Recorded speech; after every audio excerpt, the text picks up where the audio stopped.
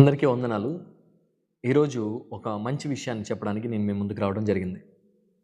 బైబిల్‌లో మొదటి యోహాను పత్రిక మొదటి అధ్యాయం 9వ వచనంలో ఈ విధంగా ఉంది.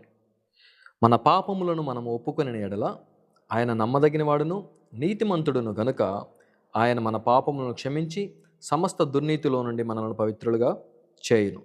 ఈ వాక్యం ఏం సెలవిస్తూ ఉంది అనంటే యేసయ్య మన యొక్క పాపములని క్షమించేటువంటి వాడు అని చెప్తా ఉంది. అవునండి, దేవుడు ఈ భూమి మీదకి ఎందుకు వచ్చాడు అని అంటే మన అందరి పాపములను క్షమించడానికి వచ్చాడు. ఆయన కొన్ని పాపములు మాత్రమే క్షమించి కొన్ని పాపములు క్షమించిన దేవుడు కాదు. ఆయన సమస్త దుర్నీతి నుంచి మనల్ని తప్పించేటువంటి వాడు. పాపం చేసినటువంటి వారు ఎంత పెద్ద పాపమైనా సరే వారు మారు మనసు పొంది దేవుని దగ్గరకు వచ్చి, దేవా నేను పాపం చేశాను, నా పాపములు క్షమించు అని దేవుని అడిగితే దేవుడు ఖచ్చితంగా మన యొక్క పాపములను క్షమిస్తాడు. మన దేవుడు పాపములను క్షమించే దేవుడు.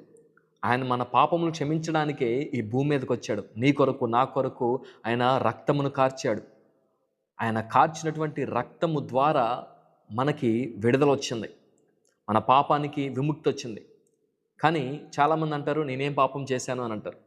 ఒకవేళ మనము పాపం చేయలేదు అని పలికితే అది దేవుని మాటని అబద్ధంగా చేసినట్లు అని చెప్పి బైబిల్ సెలవిస్తూ ఉంది. కాబట్టి మనందరిలో పాపం ఉంది. ఆ పాపాన్ని క్షమించగలిగి ఆ పాపాన్ని తీసివేయగలిగినటువంటి ఏకైక దేవుడు మనం నమ్ముతున్నటువంటి యేసుక్రీస్తు వారు. మనం ఎప్పుడైతే దేవుని దగ్గర నా పాపాలు క్షమించమని అడుగుతామో ఆయన మన పాపాలను క్షమించడానికి సిద్ధంగా ఉన్నాడు. ఒక చిన్న ప్రార్థన చేసుకుందామా? మా తండ్రి, నీకు వందనాలు. నీ మమ్మల్ని ప్రేమించి నీ యొక్క ప్రాణమును మా కొరకు త్యాగంగా చేశావు.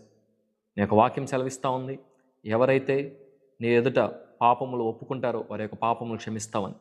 అవును తండ్రి, మేమందరం కూడా మా యొక్క పాపములు కప్పుకొనక ఒప్పుకొని నీ దగ్గర నుంచి క్షమాపణ పొందుకునేటువంటి వారిగా ఉండటానికి సహాయమును దయచేయమని, అట్టి మనసును మా అందరికీ దయచేయమని యేసయ్య అతి పరిశుద్ధమైన నామములో అడుగుతున్నాము పరమ తండ్రి.